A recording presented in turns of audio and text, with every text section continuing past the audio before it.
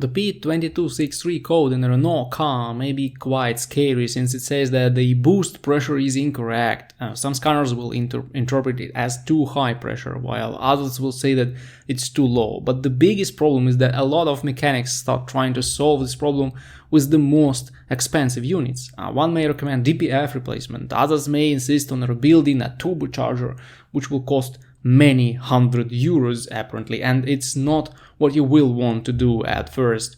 The first thing when you get this kind of error code is to check very carefully air intake pipes and turbocharger pipes. For example, in the 1.5 liter K9K diesel engine, it's very often this small vacuum pipe that is broken and requires replacement.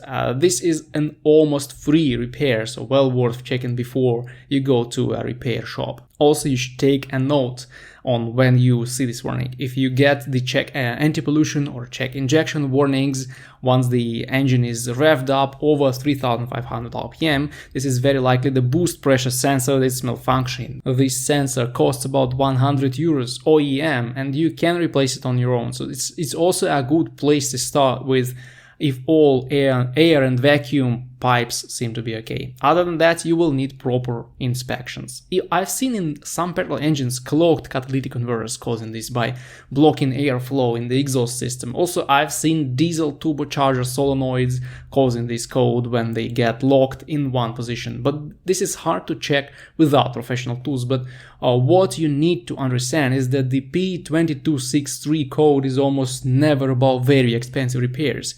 It's very often something minor and quite obvious, so unless it's something extremely simple and you can diagnose it and repair it on your own, just find a good mechanic with a high-end scanner and ask them to provide your car with live data diagnostic while driving.